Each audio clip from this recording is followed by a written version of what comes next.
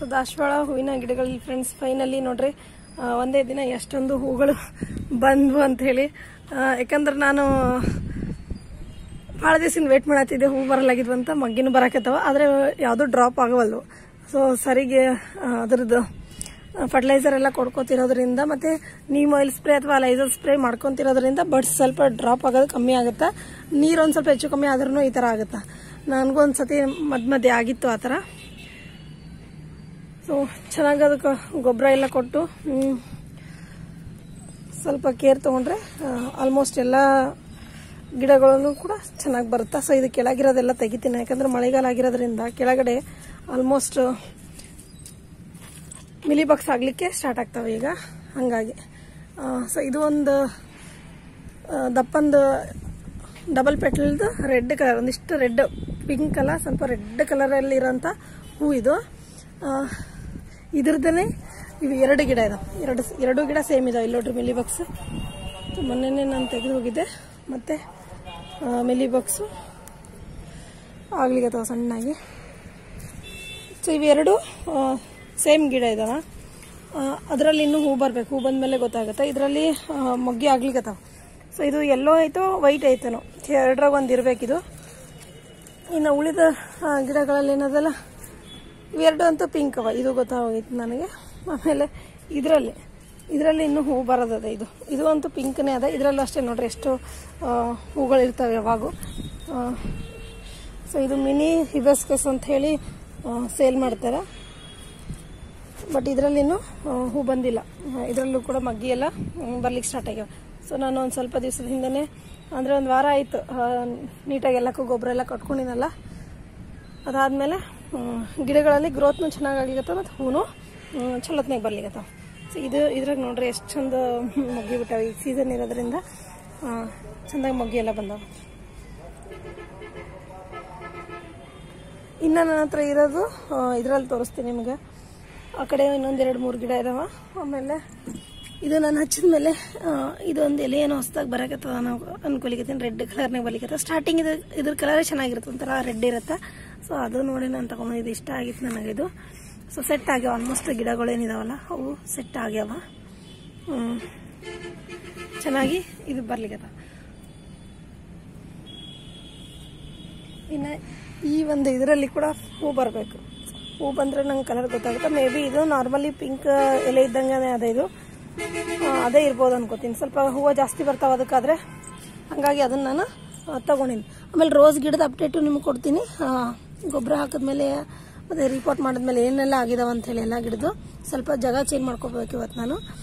ಇಲ್ಲಿ ನೋಡ್ರಿ ಇವನು ಅಷ್ಟೇ ನಾನು ರಿಪೋರ್ಟ್ ಮಾಡ್ಕೊಂಡ್ಮೇಲೆ ಗ್ರೋತ್ ಚೆನ್ನಾಗಿ ಬಂದದ. ಸೊ ಎಲ್ಲ ಕಡೆ ಚಿಗುರದೆ. ಸ್ವಲ್ಪ ಈ ಹಳೆ ಎಲೆಗಳು ತೆಗೆದಂದರೆ ಚಲೋ ಕಾಣ್ಬೋದು.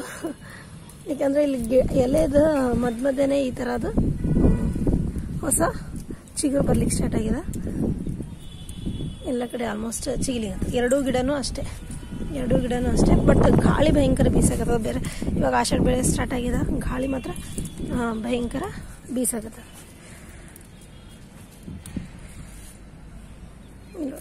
ಇದು ಗ್ರೋತ್ ಎಲ್ಲದ್ರ ತಗೋದೆ, ಬಟ್ ಈ ಗಾಳಿ ಬೀಸೋದ್ರಿಂದ ಏನೋ ಗೊತ್ತಿಲ್ಲ ಒಂಥರ ತೆಗೆದು ಬಿಡ್ತೀನಿ.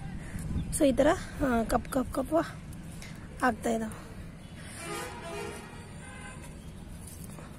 ಸ್ವಲ್ಪ ನನಗೆ ಈ ವೀಡೆಲ್ಲ ಬೆಳೀತಂದ್ರೆ ಬೇರೆ ಗಿಡಗಳಿಗೆ ಬೆಳೆಯೋಕ್ಕೆ ಬಿಡಲ್ಲ ಅದು.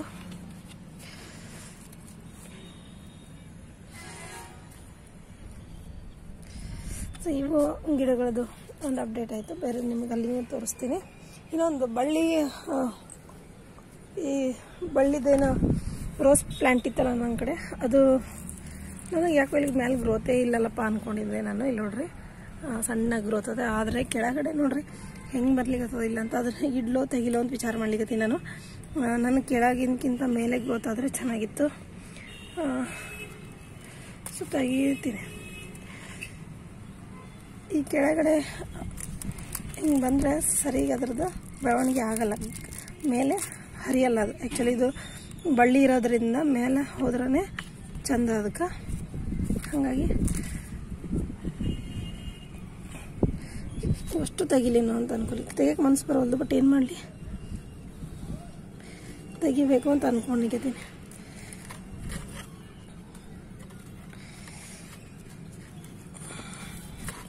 ಇದನ್ನು ತೆಗೆದುಬಿಡ್ತೀನಿ. ಸದ್ಯಕ್ಕಂತೂ ಇಲ್ಲೇ ಹಾಕಿರ್ತೀನಿ. ಪಾಪ ಚಿಕ್ಕಗತ್ತಿದ್ದು ಚೆಂದಾಗಿ.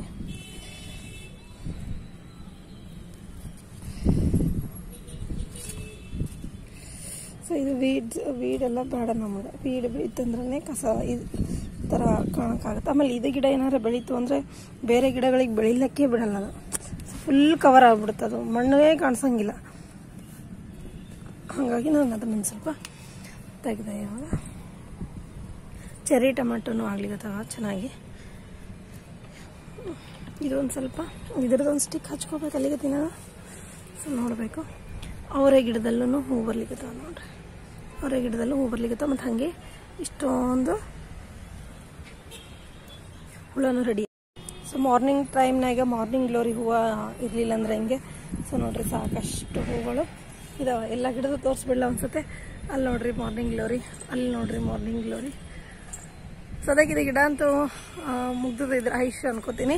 ಸ್ವಲ್ಪ ಸೀಡ್ಸ್ ಅದು ಅಂದರೆ ಕಲೆಕ್ಟ್ ಮಾಡ್ಕೊ ಫ್ರೆಂಡ್ಸ್. ಇಲ್ಲಿ ನೋಡ್ರಿ ಇದ್ರದ್ದು ನಾನು ಕಟ್ಟಿಂಗ್ಸ್ನ ಬೇರೆ ಬೇರೆ ಕಡೆ ಹಾಕೊಂಡಿನಿ. ನೋಡೋಣ, ಇದು ಕಟ್ಟಿಂಗ್ಸ್ ಹಾಕೊಂಡು ನಾನು ಬೇರೆ ಇನ್ನಷ್ಟು ಹೂವು ಗಿಡಗಳನ್ನ ಮಾಡ್ಕೋಬೇಕಂತ. ಯಾಕಂದರೆ ಇದು ಆಲ್ ಸೀಸನ್ ಇರೋದ್ರಿಂದ. ಆಮೇಲೆ ಇನ್ನೊಂದೇನಂದ್ರೆ ಸೈಜ್ ಚೆನ್ನಾಗೈತಿ ಇದ್ರದ್ದು. ಫ್ಲವರ್ ಸೈಜು ಭಾರಿ ಚೆನ್ನಾಗೈತಿ ಇದು. ಇದು ಗಿಡನೂ ಸ್ವಲ್ಪ ಹಳೇದು ಅನ್ಸಕತ್ತದ ನನಗೆ.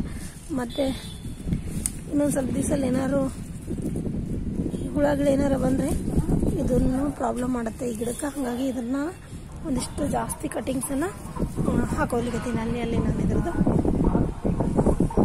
ಇನ್ನು ಗಜಾನಿಯ ಅಷ್ಟು ಚಲೋ ಹೂವೆಲ್ಲ ಬರ್ಲಿಕ್ಕತ್ತವೆ. ಕನಕಾಂಬ್ರ. ಸೊ ಗಾಳಿ ಭಯಂಕರ ಅದ ಫ್ರೆಂಡ್ಸ್. ಗಾಳಿ ಇಷ್ಟ ಅದ ಅಂದರೆ ಗಾಳಿಗೆ ಗಿಡಗಳು ಒಂದು ಸ್ವಲ್ಪ ಒಂಥರ ಆಗ್ಲಿಕ್ಕತ್ತವೆ. ಯಾಕಂದರೆ ಗಾಳಿ ಬಿಸಿದ್ರೆ ಯಾವುದೇ ಹೂವು ಅಲ್ಲಿ ಫ್ರೆಶ್ ಇರೋದಿಲ್ಲ. ಗಿಡಗಳನ್ನು ಅಷ್ಟೇ.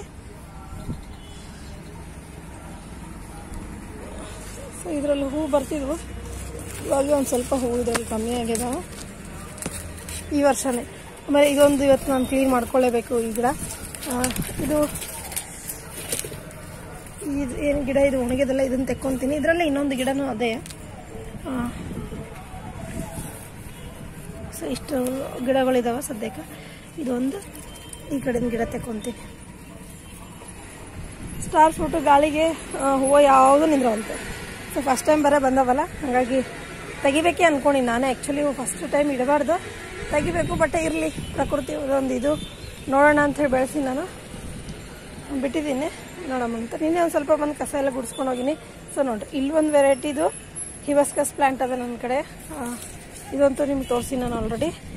ಇದು ಬಿಟ್ಟರೆ ಇಲ್ಲಿ 2 ಗಿಡ ಇದಾವೆ. ಇದರಲ್ಲಿ ಇನ್ನು ಫ್ಲವರ್ಸ್ ಬರ್ತಾ ಇಲ್ಲ. ಎಷ್ಟು ದಿವಸ ಆಯಿತು ಇವೆರಡರಲ್ಲೂ ಫ್ಲವರ್ಸ್ ಬಂದಿಲ್ಲ. ಬಂದರೆ ನಂಗೆ ಗೊತ್ತಾಗುತ್ತೆ ಇದು ಯಾವ್ಯಾವ ಕಲರ್ದು ಅದಾವ ಅಂಥೇಳಿ. ಸೊ ಆವಾಗ ನಾನು ನೋಡ್ಕೊತೀನಿ. ಮತ್ತು ಇಲ್ಲೊಂದಿದೆ, ಈಗ ಇಲ್ಲೊಂದಿದೆ ಫ್ರೆಂಡ್ಸ್. ಇದು ಅಷ್ಟೇ ಹೈಬ್ರಿಡ್ ಅವ ಇವೆಲ್ಲ. ಬಟ್ ಇವಾಗ ಸದ್ಯಕ್ಕೆ ಯಾವುದು ಇದು ಬರೋವಲ್ತು, ಫ್ಲವರ್ಸ್ ಬರೋವಲ್ತು. ಹಾಗಾಗಿ ನನಗೆ ಸ್ವಲ್ಪ ಕನ್ಫ್ಯೂಷನ್ ಅದೇ ಯಾವ ಕಲರ್ ಅದ ಅಂಥೇಳಿ. ಇದು ಯೆಲ್ಲೋ ಕಲರ್. ಗಿಡ ಒಣಗ್ದಂಗೆ ಆಗಿತ್ತು, ಮತ್ತೆ ಚಿಗುರ್ಕೊಂಡು ಇದು ಬಂದು ಇದ್ರದ್ದು ಒಂದಿಷ್ಟು ಕಟಿಂಗ್ ಹಾಕೋತೀನಿ.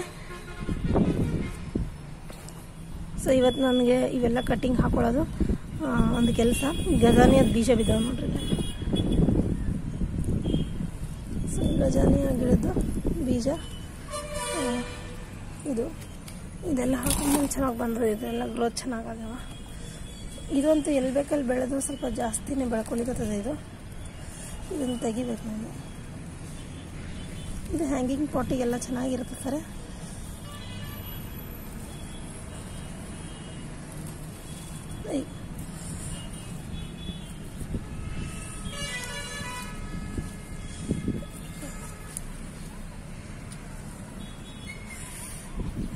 ಇದನ್ನು ತೆಗ್ದಿನಿ. ಇನ್ನು ಕನಕಾಂಬರಿ ಗಿಡ ಇದರಲ್ಲೇ ಬೆಳೀತದೆ. ಕನಕಾಂಬರಿದು ಒಂದಿಷ್ಟು ಗಿಡಗಳು. ಸೊ ಇವೆಲ್ಲ ಹೊಸ ಗಿಡಗಳು ನಾನು ಹಾಕೊಂಡಿರ್ತೀನಿ ಅಲ್ಲಿಂದ.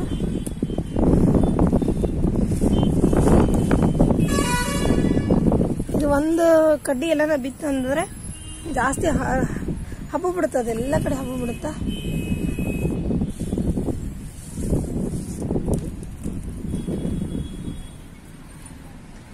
ಯೆಲ್ಲೋ ಕಲರ್ದು ಒಂದೆರಡು ಕಟಿಂಗ್ ಹಾಕ್ಕೊಂಡು ನಾನು, ಯಾಕಂದ್ರೆ ಅದು ಭಾಳ ತೆಳ್ಳಗೆ ಅನ್ಸಾಗತ್ತದ ನನಗೆ ಅಂತೇಳಿ ಒಂದೆರಡು ಕಟಿಂಗ್ಸ್ ಅಲ್ಲಿ ಹಾಕ್ಕೊಂಡಿನಿ.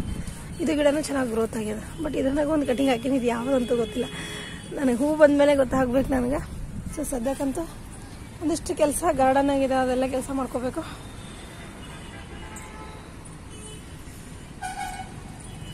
ಸೊ ನಿನ್ನೆ ಒಂದಿಷ್ಟು ಅದು ಗಿಡ ಎಲ್ಲ ಪ್ರೂನ್ ಮಾಡಿ ನಾನು, ಮಲ್ಬೇರಿ ಗಿಡ, ಯಾಕಂದ್ರೆ ನೋಡೋಣ ಕಾಯಿ ಬರ್ತದೇನೋ ಅಂಥೇಳಿ.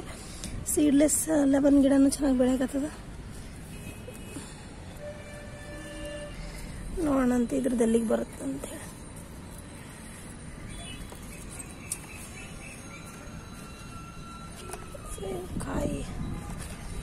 ಕಾಯಿ ಹಣ್ಣಾಗ್ಯಾವ, ನಾನು ಅನ್ಕೋತೀನಿ ಒಂದಿಷ್ಟು ಒಂಥರ ಆಗಿದಾವ.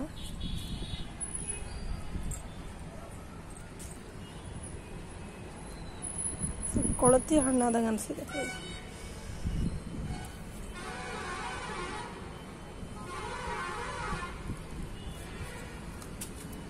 ಸೊ ಇದು ಮೆಣಸಿನ್ಕಾಯಿ ಗಿಡದಲ್ಲೂ ಮೆಣಸಿನ್ಕಾಯಿ ಬರ್ಲಿಕ್ಕೆ.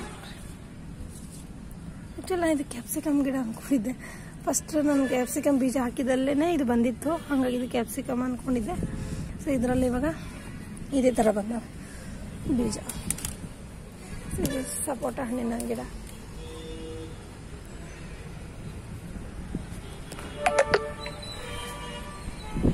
ಸೊ ಫ್ರೆಂಡ್ಸ್, ಇಷ್ಟು ನನ್ನ ಒಂದು ತರಸಿ ತೋಟದ ಅಪ್ಡೇಟ್. ಇವಾಗ ಒಂದಿಷ್ಟು ಆ ಕಡೆದೆಲ್ಲ ಕ್ಲೀನ್ ಮಾಡ್ಕೊಂಡು ಆಮೇಲೆ ನಿಮಗೆ ನೆಕ್ಸ್ಟ್ ವಿಡಿಯೋನಾಗ ಶೇರ್ ಮಾಡ್ತೀನಿ ಏನು ಮಾಡ್ಕೊಂಡಿದ್ದೀನಿ ಅಂತ. ಓಕೆ ಫ್ರೆಂಡ್ಸ್, ಬಾಯ್.